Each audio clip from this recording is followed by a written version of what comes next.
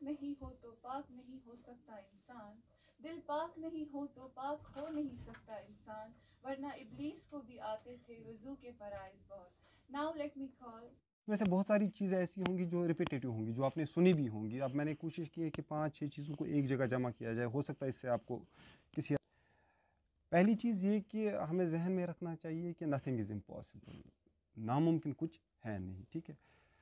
तो जब भी आप किसी भी एग्ज़ाम के लिए आ जाए, we are talking of competitive exams, तो एक प्रोसेस से आपने गुजरना है ना किसी भी कॉम्पिटिटिव एग्ज़ाम्स के लिए प्रिपेयर करते हुए। और फिर तो 5-6 नुकात पॉइंट्स जिनको मैं समझता हूँ कि एक स्टूडेंट को जो इसको जहन में रखना चाहिए, और इनको सॉर्ट ऑफ वो नोटबुक पे रखना है। टिक 1, टिक 2, टिक 3, क्या ये सारे हो रहे कि नहीं है।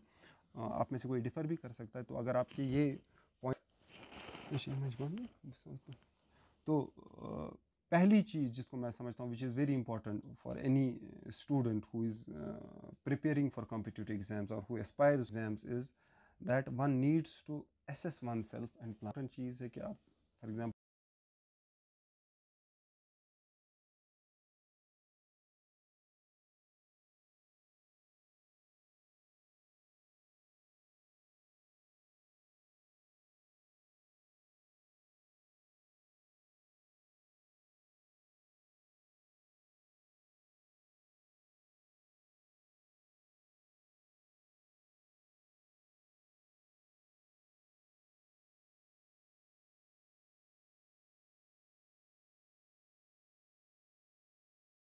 अभी मैं आपसे बात कर रहा था कि इंसान के पास, जो भी इंसान आया है दुनिया में, उसके पास सिर्फ दो ही चॉइसेस है।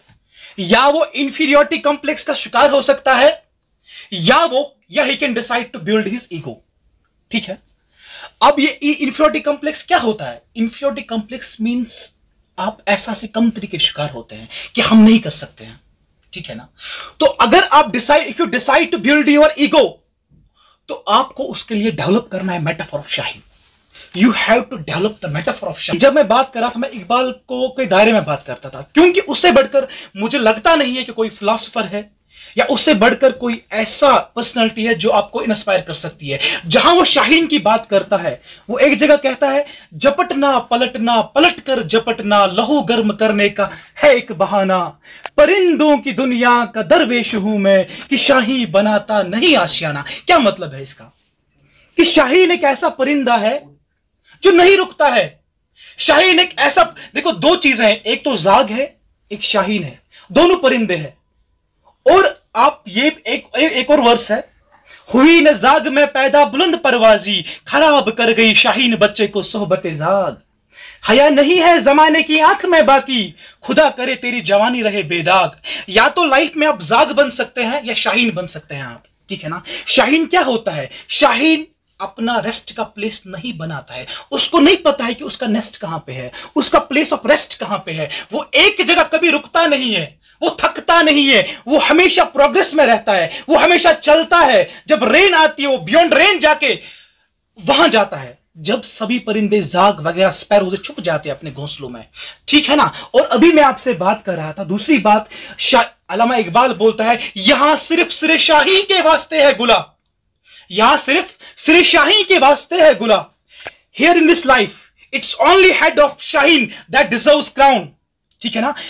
आप लोगों को एक एनवायरनमेंट क्रिएट करे कंपटीशन का। माशाअल्लाह 3-4 बैच हमने कंप्लीट कर लिए। केएस का बैच हमारा चल रहा है और जो फैकल्टी है बिल्कुल वाइब्रेंट है। और जिन्होंने, वो कहते हैं ना, don't seek guidance from those who are not there where you aspire to go. Don't seek guidance from those who are not there where you aspire to go. ठीक है ना। हम पहले खुद बन चुके हैं, पहले हमने खुद एग्जाम्स क्वालिफाई किए और अभी भी प्रोसेस में है। अभी भी हम प्रोसेस में एग्जाम्स के, अभी भी हम छोड़ते नहीं है, अभी भी हम डिफिटिस्ट नहीं है।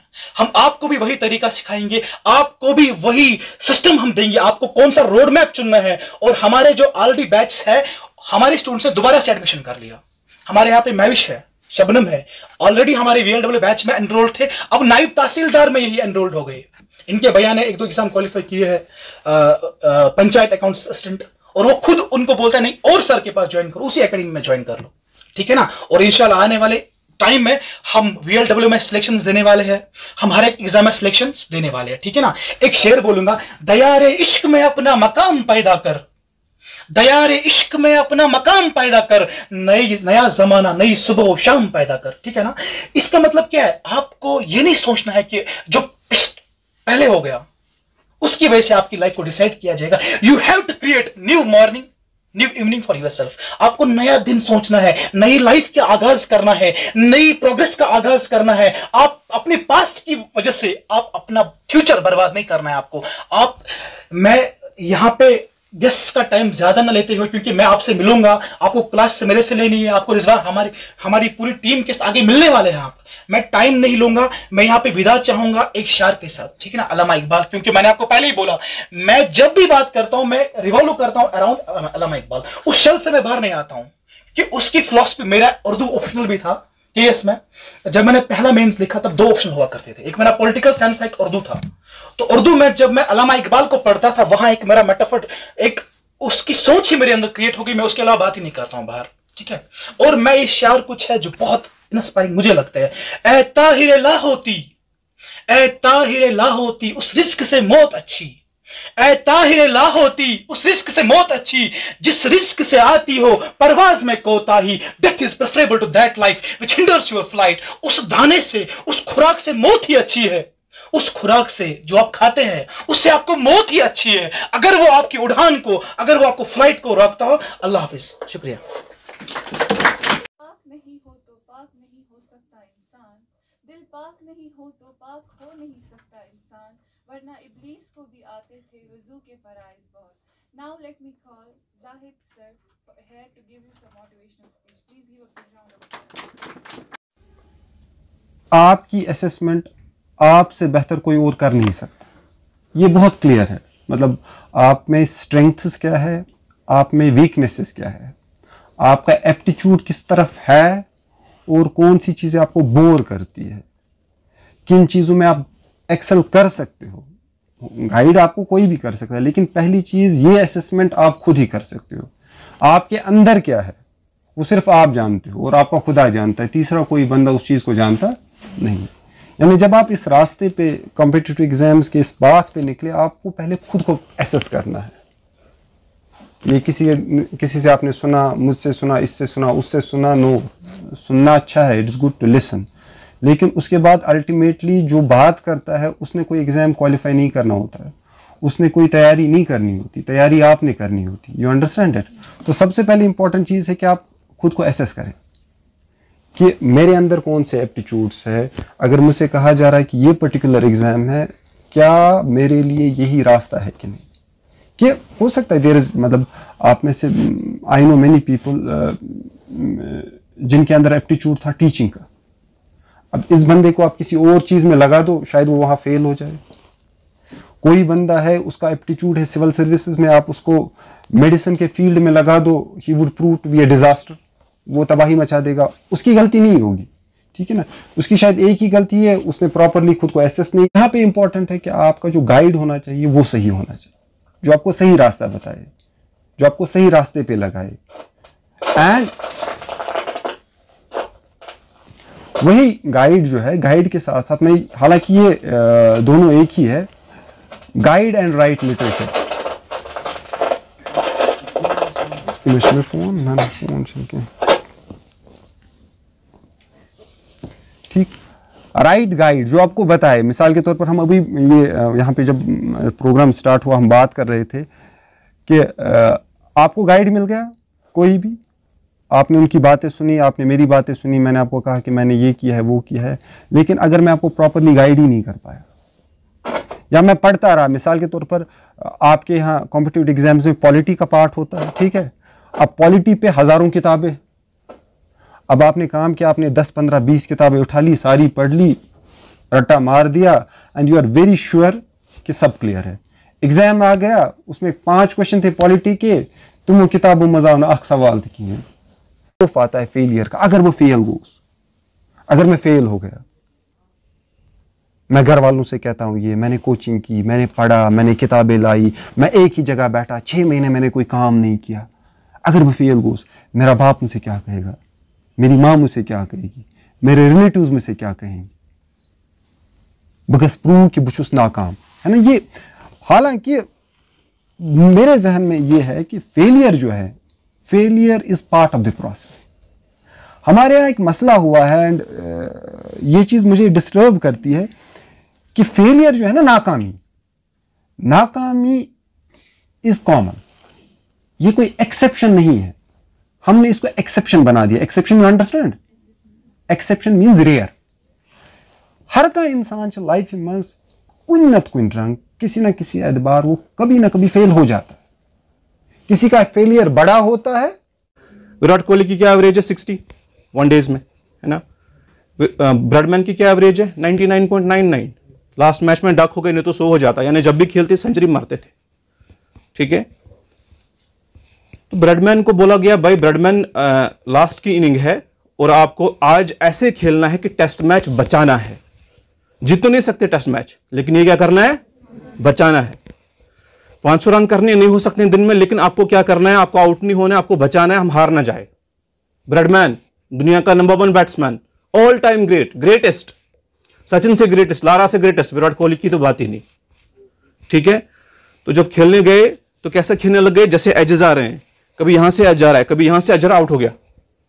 ब्रैडमैन दुनिया का सबसे बेस्ट बैट्समैन, जब इस डिफेंसिव माइंड से गया कि हम हार जाएंगे, तो कैसा खेलने लग गया?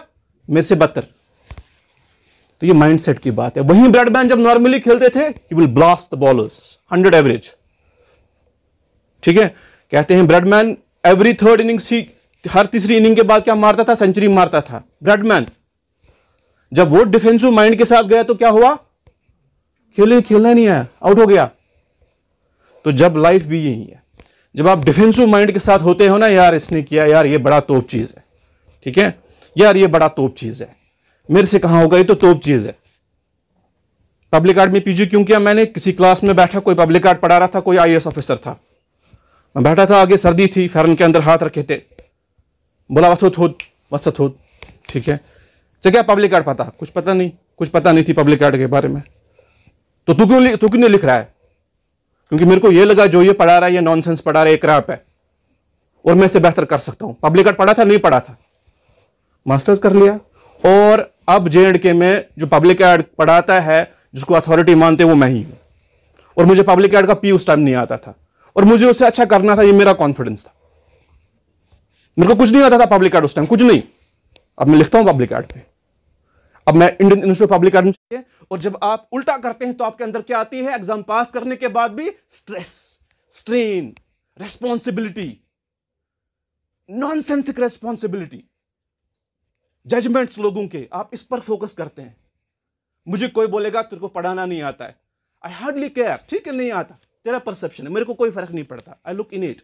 नहीं, आपके शिष्य के साथ शिष्य पर देखना, आज मैं अच्छा लग रहा हूं। हाँ, ऑलरेडी जाहिद भाई ने ऑलरेडी कहा, वैस साहब ने ऑलरेडी कहा कि जो मेन चीज़ होती है वो होता है कि मोस्ट ऑफ द पीपल, क्योंकि हम एक मीडियोकर सोसाइटी में रहते हैं, दिल्ली हमसे बहुत ज़्यादा आगे है, श्रीनगर ठीक है हमसे आगे, दिल्ली बहुत ज़्यादा आगे, तो we are not able to see beyond. हमें इन पहाड़ों के अलावा और कुछ आगे नहीं दिखता, इसके आगे भी कोई दुनिया है।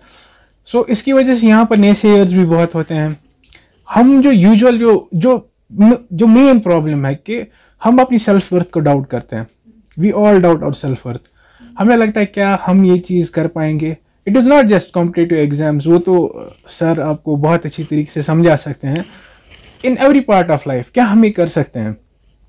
आपको मैं इंपॉर्टेंट चीज़ बोल सकता हूँ, we all are believers here, है ना, कोई एथिस्ट तो नहीं है अगर होगा भी लेट्स कीप दैट असाइड।